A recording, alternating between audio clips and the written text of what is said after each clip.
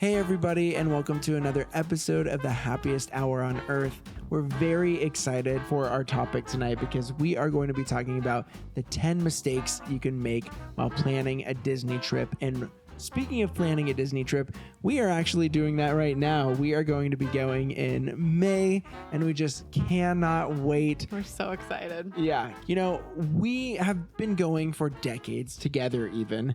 And so we've kind of learned along the way what has kind of worked for us, what hasn't. We also tonight have a lot of listener suggestions. So major shout out to everyone who responded on Instagram. You guys had some amazing ideas of things you should not do while you're booking a trip. And so I'm really excited to get started on this. So let's go ahead and jump in. Let's go.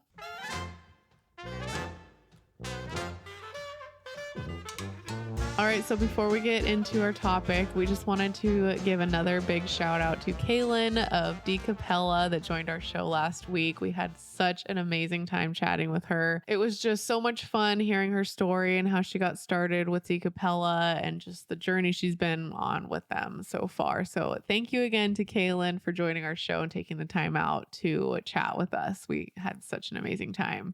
Such a blast. Yeah, with that, let's jump into our topic. Do you want to go ahead and start us off? Yeah. So number one, they aren't in order. So you're going to definitely have to listen to the full episode to make sure you don't miss something. But I think this one is definitely very important. Very. And so number one on our list is waiting until you arrive to buy tickets. And I think this was true way back when, but it's even more true now because back then, you know, you waste your time at the ticket booth on your first day. Yeah, and so you're missing park time. Yeah. But now you really need reservations in order to get into the park. And I remember hearing this story from someone in the Disney community, and they saw a family trying to buy tickets at the ticket booth for that day. And the reservations were all, you know, maxed out. So they weren't able to go. And so it's very, very important to buy the tickets ahead of time, make those reservations so that you're able to go in and, you know, that way you're not wasting time at the parks. And also there's ways to save money online as well. And if you're listening on YouTube, if you click our description, you could see our link below. And if you're listening on a podcast platform, we'll have our link in the episode description as well. But we have a Getaway Today link, and they always have some amazing Disneyland and Walt Disney World deals. And so if you click on that link, you could save some money that way. And it also goes to help out our show, which is really, really awesome. Yeah. And if you are looking for like a vacation package, so like tickets with hotel, they have some great deals on that. And if you use our code HappyHour through that link, then you save an additional $10. And any way to save for a Disney trip is just very important. Yeah, because it's expensive. Always helpful. Why not save a little where you can? Yeah, that's enough for like, you know, a churro or two. That's a couple churros. Yeah, so use our link. Well, buy 2 extra churros. Yeah, for sure. Yeah, I think that this is definitely an important one though. Waiting to buy tickets nowadays is it's a huge gamble. Yeah. Because most people at this point, I think, know how important it is to get it ahead of time. And, you know, if you're not really savvy with Disney or you don't go often, it's very easy to just think things are the way that they used to be. You can just show up and buy tickets when you arrive. It's just not so anymore. Yeah. Which is sad because, you know, some people are just like, they've been saving up for a Disney trip, but they're not like really in the, you know, the latest news of Disney. They might not know you need to get a reservation, and then you show up and things are a lot different than they were back then. So definitely very important. And shout out to our Instagram listener, Live, Learn, Dream Magic, who's been a follower for a while now. We love her. And yeah, she said, make sure you have a park reservation and the app. And speaking of apps, we're going to jump into our list. Yes, the next most important thing. Not the next most important. This is not in any order, but this is a very, very important item. It's like a 2 for sure. Yeah, I think these first couple are kind of ranked maybe. Yeah. Using the app is probably one of the, it's like the best tool you can have on a Disney trip. It's your way to check wait times for rides, check character meet and greets, where they're happening, when they're happening, mobile ordering your food and snacks. There's just endless ways to utilize the app. Genie Plus, which will help you get on rides quicker.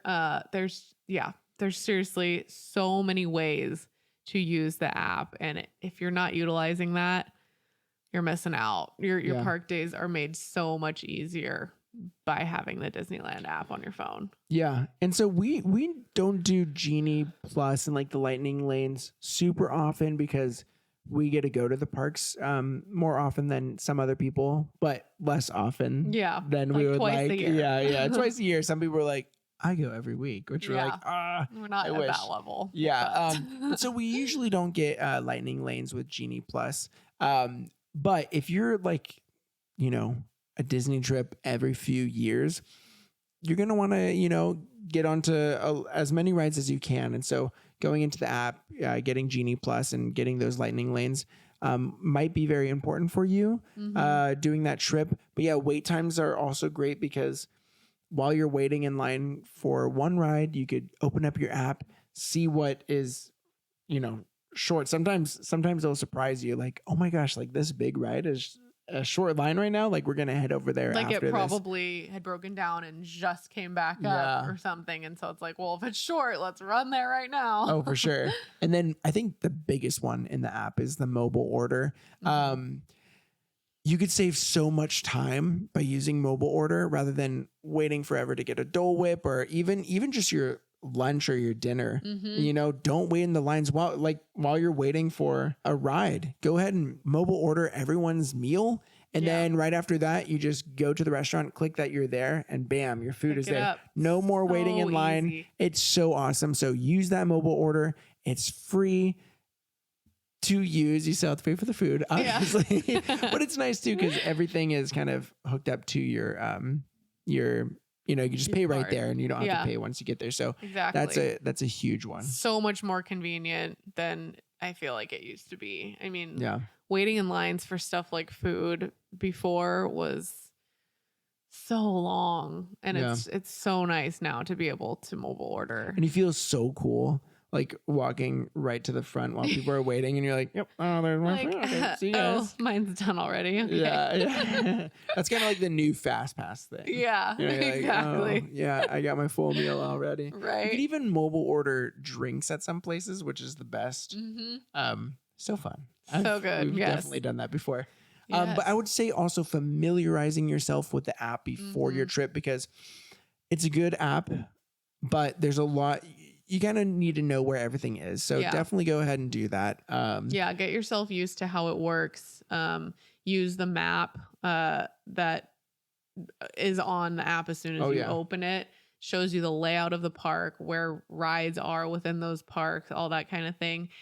If you're not someone that goes often, it's a good thing to know that the map is there and it has everything that you need to know right there. And it'll show you where to go for those things. Yeah. So. Also, bathrooms. Yeah. You could find the closest bathroom. Like, we know where they are at Disneyland, but if we ever, whenever we go back to Disney World, we're not as familiar with that park, even though we love it. Yeah. But sometimes you might be in an area and you're like, where's the closest bathroom? Yeah. Just pull up that app and then it'll say, go over here. Yep. If you're very important stuff. Yeah. There's just so many endless ways to use the app. Yeah. So definitely use the app if you're planning a trip. Yeah. So we've done 1 and 2. We're going to be jumping into number 3 here, which is a big mistake is sleeping in on your park days. Now, we know some people who are the night owls. They don't want to wake up.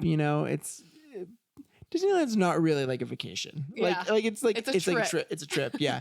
So, you just gotta do it. Gotta wake up a little bit early. You don't need to.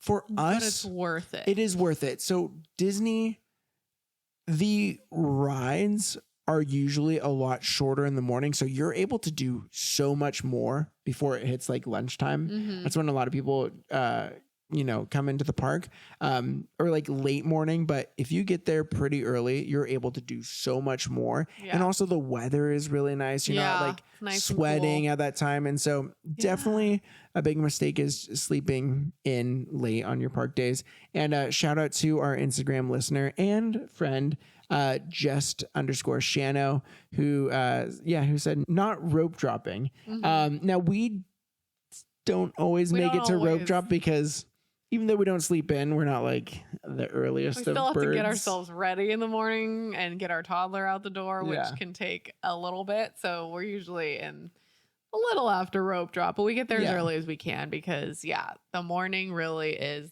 the most magical time, the best time to get things done. And just, it's worth it to get in early because everybody's just in a good mood and ready for their day. And it's just like the vibe is in the air. The Disney magic is there. And it's the time to wake up early and just do it. Yeah, for sure. It's so awesome. Yeah. So moving on to number 4 is not taking breaks. So this can look different whether you're in Disneyland or Disney World because they're just very different parks. And Disney World is extremely spread out.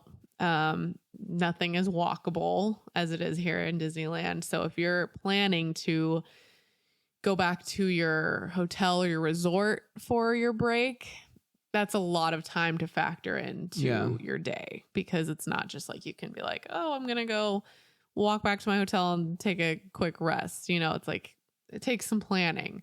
So Disney World is different in that way. Disneyland, whether you're staying on property or in one of the Good Neighbor hotels, it's all pretty walkable. Or you can take a shuttle, I guess, if you need to. But it's all pretty walkable within 15 to 20 minutes, usually, to get to wherever you're staying. So if your plan is to go back and take a rest at your hotel and kind of revamp there, you can do that pretty easily in your day. We generally don't end up going back to our hotel room on our Disney days because we're usually there 2-3 days tops. And we just don't really want to take the time out of our days since it's pretty limited to go all the way back and then come all the way back in later. Even though it's short to do that, shorter than Disney World, it's still a chunk of time that we would just rather be in the park. So rest for us on our Disney days means finding a quieter area in the shade with a snack and, a drink or some water and just kind of just taking it easy for a little bit. Decompressing. Yeah. Just kind of letting our feet and legs rest. Maybe just, probably not getting a snooze in, although our son does. He's a toddler, so he still takes his naps in his stroller, which is kind of when we end up taking our rest time, I feel like now. We just find a shady area and just hang out. So that's what our days look like usually.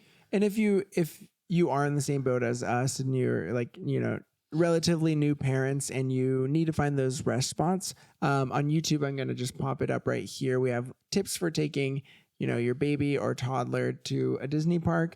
And there is a section that just kind of talks about the quiet areas that you can find around the parks.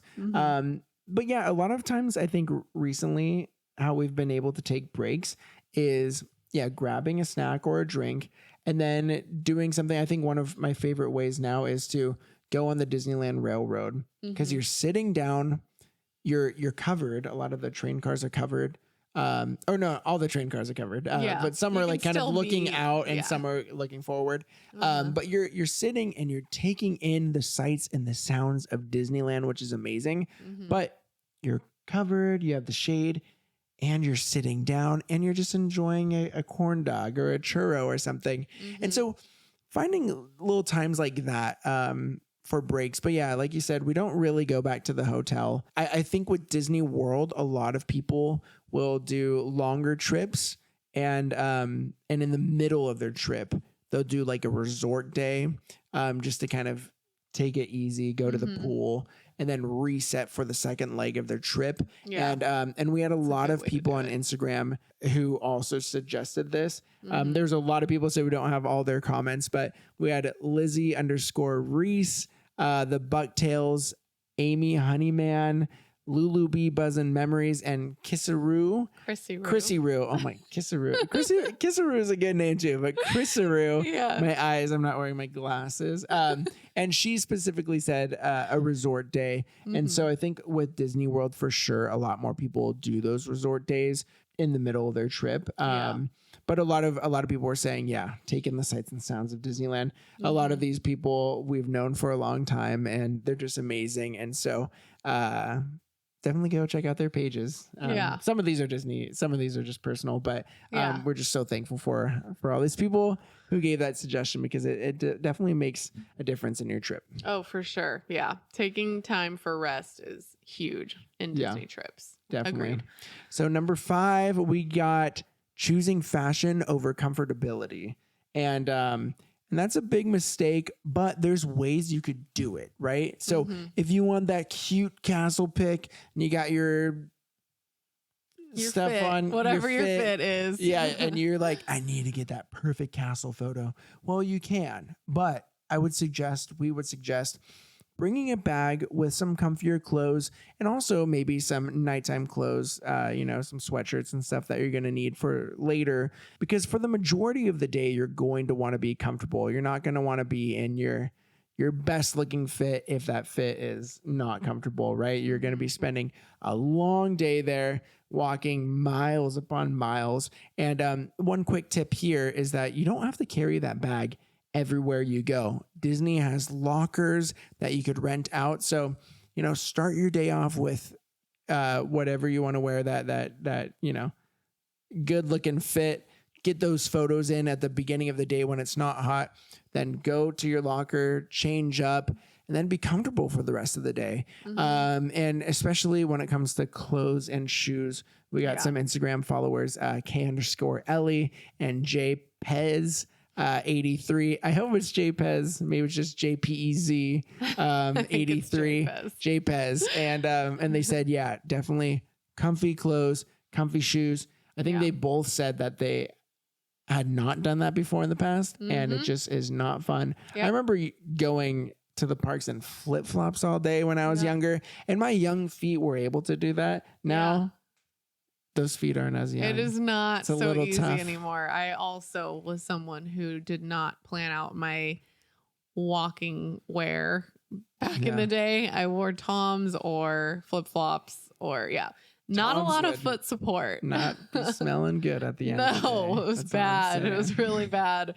And just lots of foot pain, and I still end up, even now, with better quality shoes, I still end up with aching feet by the end of the day. It's just, as you get older, nearing 30, it just gets harder and harder to be on your feet all day. I'm telling you, tough. It's hard. But yes, planning your outfit changes is so important in the day, because generally, me specifically, I know I never want to wear the same outfit all day. If I go into the park in one thing, even if it is super comfy, a lot of times I just end up wanting to change halfway through the day anyways, because I'm sweating or I just don't feel comfortable anymore. So having something to put those clothes in that you can easily switch out of and just put it in a backpack, stick it in the locker. It's so convenient. Yeah. We're very lucky in that we have a stroller with us at all times. So that's our storage unit that just goes everywhere with us. But yeah, for anyone that doesn't have a stroller, definitely use those lockers. Yeah. Speaking of, real quick, before we go on to number 6, speaking of park fits, I just got to mention, we have a code happiest15. You get to save 15% off amazing Disney tees. You're actually wearing a Park Hop Tees sweater right now. Yep. Looks so Park Hop amazing and comfy. Hop Crew, one of my favorites. I wear this thing all the time. So comfy. Yes, so comfy. We have so many tees, and another crew that I also wear all the time. Yeah. I wear their stuff all the time. Literally almost daily, one of us is wearing something from Park Hop Tees. So Yeah, definitely go check it out. It helps them out. It also helps us out, our show. So if you want to support our show in any way, you could use that. Get new clothes, but also help out our show. Yeah. And Gabby and the Bueno family are just amazing. Yeah. We love them so much. They deserve all the support. Helps out their little operation they got going on and over Chris there too. over here is sporting our little tester for shirt. a Happiest Hour on Earth tee. So there's something on the back too. I'm not going to flip around right now, but we're kind of testing some designs. So maybe soon you'll be able to. I know you guys have been wanting to, get a couple of Happiest Hour on Earth merch that you could wear daily. Yeah. Because you're such big fans. And so maybe your dream will come true soon. Maybe. Just maybe. We'll see. Keep up with us on Instagram and you'll find out, I guess. Yeah. But with that, yes, I think you number are 6. Yeah. And I think that's you. Oh, it is. Oh my gosh. Yeah. Okay. I got thrown off. So number 6 here is not making dining reservations. So same as with making park reservations, this is hugely important nowadays. If you don't make your reservations ahead of time, it can be very, very hard to get into some of the more popular restaurants in Disney parks, such as in Disney World, Be Our Guest, I know is a hugely popular one. Lamplight Lounge here in Disneyland, Oga's. There's a lot more, but those are some of the faves that definitely book up really quick. So make sure when you are booking your park days that you have in mind which places you want to try to eat at or get drinks at, and check that immediately. If that's 60 days. Yeah. So just set a reminder in your phone 60 days from that date that you want to go. That will just say, if you've hopefully booked your trip at that far in advance. Some people don't. If you don't, it's probably going to be pretty hard to get those dining reservations. Yeah. But set a reminder. If you have a good amount of time ahead of time for your trip booked, set a reminder to check the dining reservations. If not, there is another great tip for a app/website called Mouse Dining that is hugely helpful with getting dining reservations.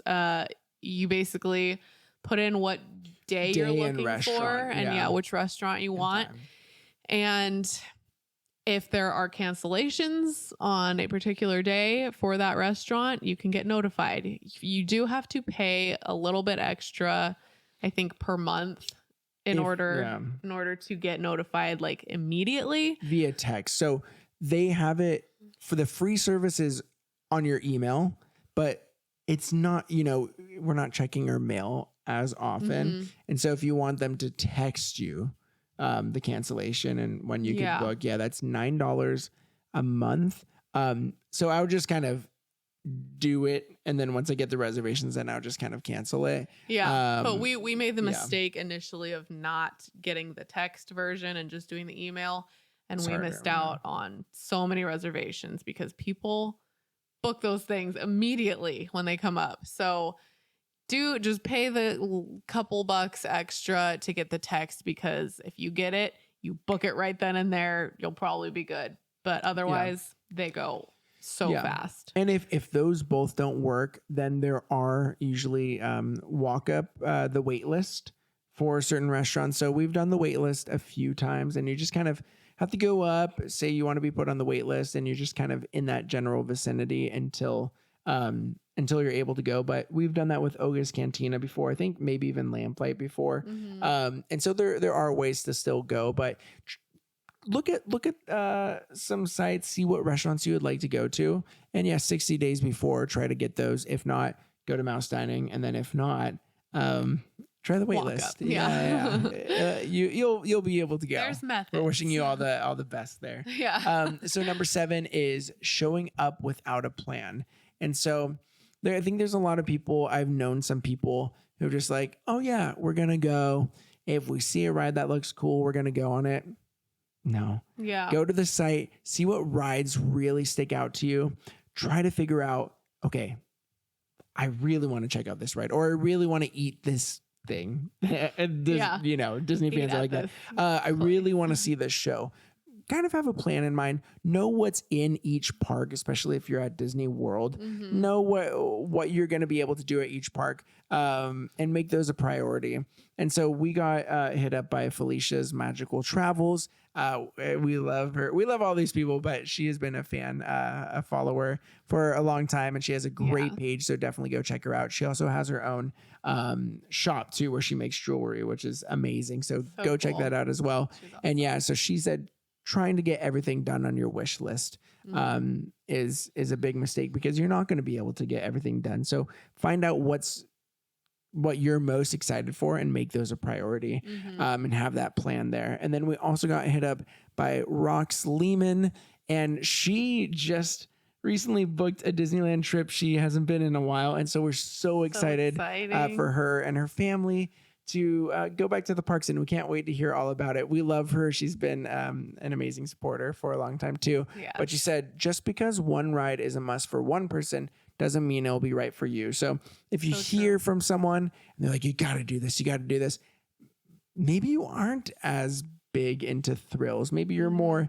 into the shows, or maybe you're more into like the more chill rides because you have a family. Do your own research and figure out what your plan is going to be. Yeah. So shout out to both of those. Yes. Thank you both for your responses. I think that is definitely important. I mean, plans don't always go according to plan, but we'll talk more about that later. But that's going to be on one of our shirts. Plans don't go according to plan. There's a couple quotes I feel like we could put on. And everyone's like, that's the most inside joke I've ever. Yes, but it makes sense. You get it. But yes, having some idea of how you want your day to go is very important. Just what things are going to be most important to you to try to accomplish, even if every single thing doesn't happen. Just having an idea. Utilize the app, guys. I'm telling you, use the app to help you plan your days, because it's very helpful. For sure. Definitely planning for your days. Yep. Next on the list, number 8, paying for water. That's something you just don't need to do. Those bottles of water in the park are absurdly expensive, and there are other ways to drink your water. Because you definitely need to drink your water. You gotta drink your water. You're gonna be walking the most you've ever walked this entire year. Yeah. Miles and miles in a day. It's a lot. Very important to drink your water. So do that as much as possible, but don't pay for it, because you're going to go through all your money just on water. Yeah. Bring a bottle in. That's what we generally do. If you have a nice big water bottle, I don't think there's any restriction on what size you can bring. So bring your bottle. There are filtered water stations all over the place. That's generally what we use, because I just don't like the idea of the regular water fountains. When kids have been putting their mouth right up to the faucet. Yeah. I mean, filtered ones are. Maybe they could do that to the filtered ones too. Like it's but a little too high. But at least you feel like it's better water quality, if anything. So there are stations scattered all around the parks, both in Disneyland and California Adventure and in Disney World. Yes. We don't know as well where those ones are. In Disneyland, we know where a lot of them are. So if you don't and you would like to know where some of them are, let us know. We'll tell you. Yeah. And use those stations. Don't pay for bottles of water. Use that money for snacks and drinks. Yes, that are not for sure. And if you don't have your own bottle, let's just say you forget a bottle when you go to the park, you could get free ice water at a lot of the quick service locations. So just get an ice water there at the restaurant for free. And then just hold on to that cup and just fill it up with the filtered water throughout the day, and remain hydrated, because like you said, please do. You're gonna be working off those churros just by walking around the park. And if it's hot, then extra need water, because you're just getting dehydrated with every step. So who doesn't want to get dehydrated at a Disney park? It's always a fun experience. And some like sugar and grease welling up in your system at the same time. Keeps you going. Extra churro for extra energy. But so number 9 is going during the busy times. I know some people are like, you know what? I can't take my kids out of school, so we're going to go during the summer. We say, forget that. Take your kids out of school. Please take your kids out of school. Please, who needs school? No, just kidding. But no, if you're waiting for the perfect moment to go with your kids and you're like, summer break. It is not it's not summer, a perfect guys. time. I say this, like Disney parks are so crowded now. So there's never like a great time to go to the park, but there's definitely a bad crowds. time to go to the park. Yeah. Yeah. Like there's worse it's always times. going to be busy, but summer is like busy. The worst busy. of the worst. You've got it's the worst crowds and the worst heat. Oh yeah. And that combination is just no fun in Disney. So definitely. And avoid it. We got hit up by DMSW podcast as well. And he said, not checking a crowd calendar. We used to check those a lot and they were pretty accurate. Now I just feel like anytime is going to be crowded, but it is really good. Spring break, we got hit up by an Instagram follower, the Lost Girl Sandra, and she said, yeah, avoid going during the busy days, spring or summer break and holidays, which is really hard because holidays are so special at the parks. But I would just suggest if you want to go experience a holiday, go like at the very beginning of the time that they're celebrating the holiday, right? Don't go anywhere near that holiday or else you're going to be stuck. You're not going to be moving around anywhere. We have made the mistake before and it is not a fun time. The holidays are so magical in the park and we go, I feel like we end up going around Halloween. But we're like generally. September Halloween. Yeah, like we go as early as we can in the Halloween season. And it's still crowded, but it's I not think it terrible. gets worse and worse the longer you wait. So, yeah, you can try to go for holiday time because, I mean, they do have those holiday overlays in the park set up for a long time. So if you plan it right, I would definitely go earlier than later to get that holiday time frame because it is very magical and special. But there are times that it's just easier in terms of weather and crowds and that kind of thing. So yeah, we were both saying spring break now it feels like is pretty much just like the full month of April because it's like every school is kind of different. It feels like it used to be that it was like right before Easter, right? It was like, oh, Easter's this week, so spring break is here. And now every school is just like rogue. They're just like, we're gonna have it. It's all over the place. So I feel like the month of April is just a very hard time to plan a trip because of spring break. But I just have to mention this trip that we had back in the day. I think we were in college at the time, and it was a very spur of the moment trip. But it ended up being the most fun ever. We left at like 2 a.m. to go, and it was so much fun. It was I don't remember. It must have been literally the day before because we were on spring break in college, and it was the day before. I was like, I had a change counter. Back when I used to use physical money and I don't know. And I calculated it all up and it was like $250 in just coins. And I was like, wouldn't that be funny if we went to Disneyland tomorrow? And then I think my mom was literally like, oh yeah, let's just go. And I was like, wait, what? I think you and I talked about it and we were like, could we really do it though? Like, should we just go? Because we have all this time off.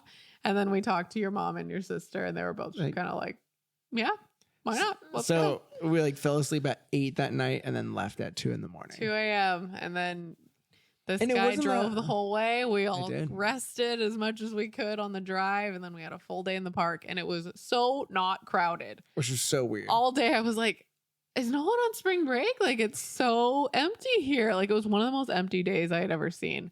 And it was such a fun day in the park. It was like, it was a one-day turnaround thing. Like we went back, I think the following day. I think we stayed one night. Yeah, we stayed one night. Yeah. And then headed back in the morning. But it was such a fun trip. It was so much fun. And it's just not like that anymore. I feel like it's so hard to, first of all, plan a spur of the moment trip. Yeah. That's a lot harder to do and go when it's that not crowded. Yeah. That was such a good time though. We've had so many amazing memories through the 13 years of us knowing each other. Yeah. Oh yeah. So we've had so a crazy. lot of Disney trips. So amazing. That was a good one though. So before we get to number 10, I'm going to do a quick little bonus one here. We didn't have this on our list because we actually haven't done this before just because we normally go to Disneyland and we've been going for decades. And so we usually, kind of know what to expect. But next time we go to Disney World, we're definitely going to use one. But we got hit up by 2 people and they said a big mistake is not using a travel agent. And so we got hit up by DMSW podcast. Johnny is just so awesome. So definitely go check out his page and his podcast.